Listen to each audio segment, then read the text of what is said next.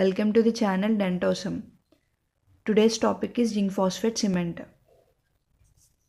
Zinc phosphate cement is also called as Harvard cement. It is used for crown and bridge looting, hence the name crown and bridge. And another name for zinc phosphate cement is zinc oxyphosphate.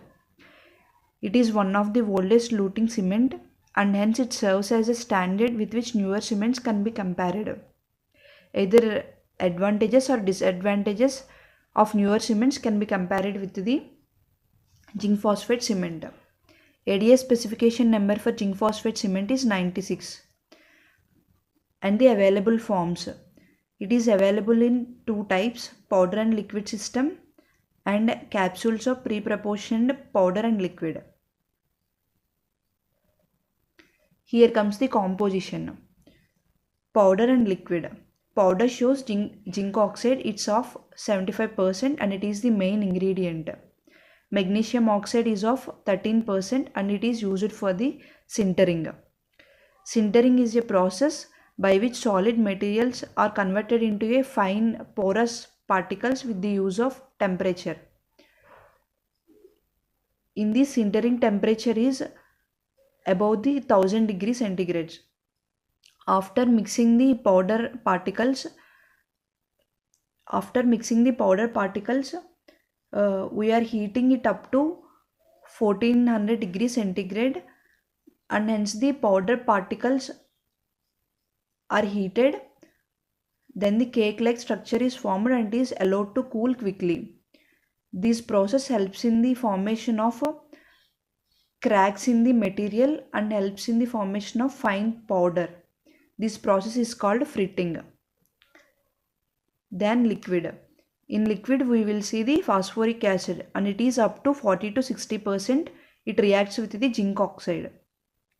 Water, it's 30 to 55% and it is the rate controlling step. Aluminium phosphate, 2 to 3%. It is used as a buffer.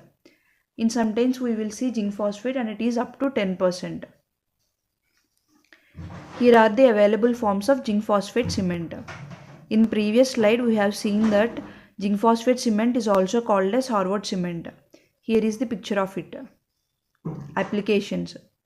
Zinc phosphate cement is used for luting of restorations like inlays, crowns, fixed dental prostheses, etc. And it is used as a high strength basis too. And it is used in temporary restorations, luting of orthodontic brands and brackets. Classification. Based on clinical application, we will classify it into two types. These are luting and another one is bases and liners. In luting, we will maintain the thickness up to 25 microns. Setting reaction and setting time. It is the interesting point in zinc phosphate cement. Here what happens is after mixing powder and liquid, the phosphoric acid in the liquid reacts with the zinc particles in the powder and releases the zinc ions. These zinc ions reacts with the aluminium phosphate and results in the formation of zinc aluminium phosphate gel. However, some unreacted particles will be there in the cement. Finally, the set cement shows the undissolved zinc oxide particles which are embedded in the zinc aluminium phosphate gel. Setting time. Based on clinical application and the method used, we can alter the setting time. For luting, we will maintain setting time within 2.5 to 8 minutes, and for bases and lining type, we will maintain within 2.5 to 6 minutes. Effect of spatulation. Spatulation alters the setting time. If we prolong the spatulation, then the setting time is increased. If we decrease the time of spatulation, then the setting time is decreased. In zinc phosphate cement, if we prolong the spatulation time, then the setting time is prolonged. Why? Because the matrix formed is broken down and it takes much more time to rebuild the matrix that is disturbed. Whereas in the case of gypsum products, spatulation decreases the setting time. Why? Because Here the nuclei of crystallization is broken down and it is well disturbed within the mass, and due to which increased nuclei set time is decreased. And it is the lovely part in zinc phosphate cement. It is clinical manipulation. First we have to take a scoop of powder following the manufacturer's instruction and make it into 6 increments, like 2 1/16 parts, 1 1/18 part and 3 1/4 parts. After making it into increments, then only we have to take liquid onto the slab. Why? Because the water in the liquid evaporates. It retards the reaction. After taking powder and liquid, then we have to spatulate it. First we have to spatulate the small increments first in order to dissipate the heat generated during reaction.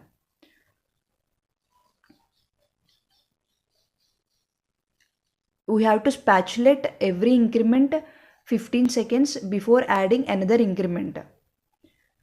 We have to continue till the powder completely incorporated into the liquid. After complete incorporation of powder into the liquid, a creamy mixture is formed.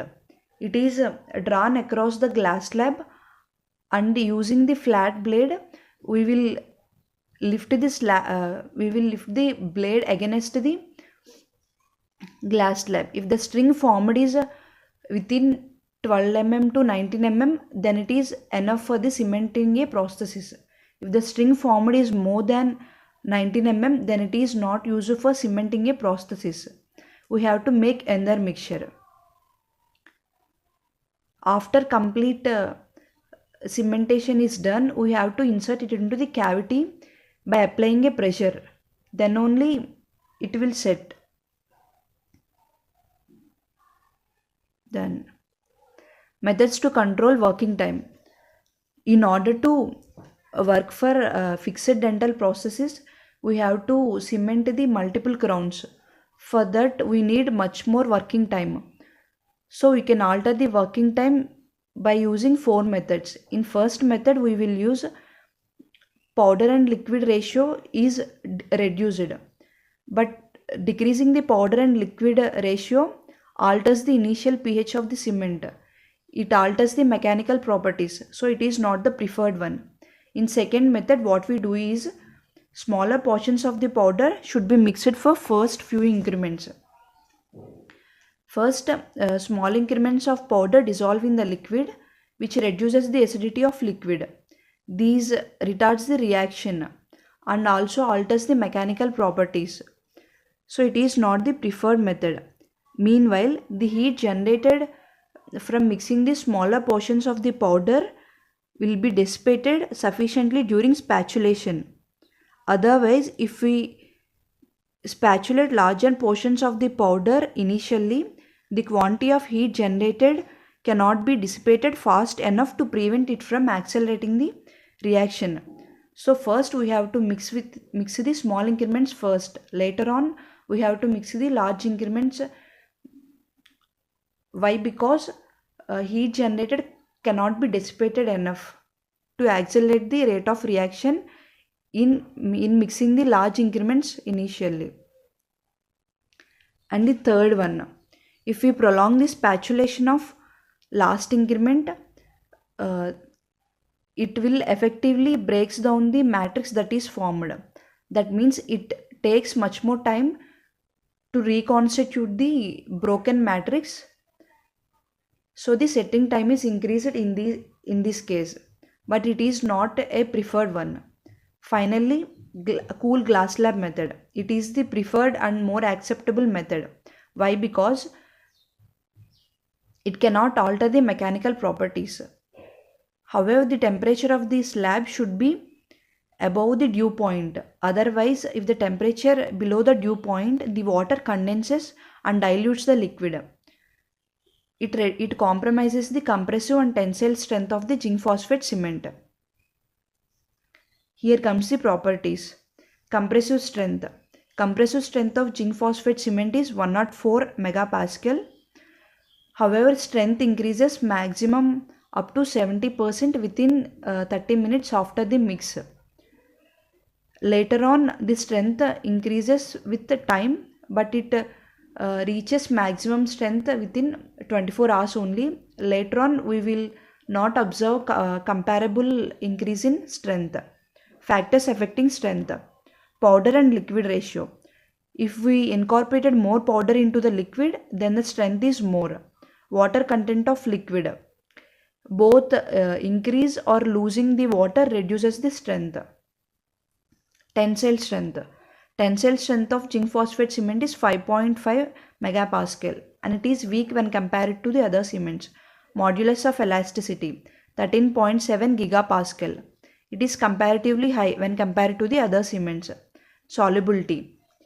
We will see maximum solubility up to 0.3.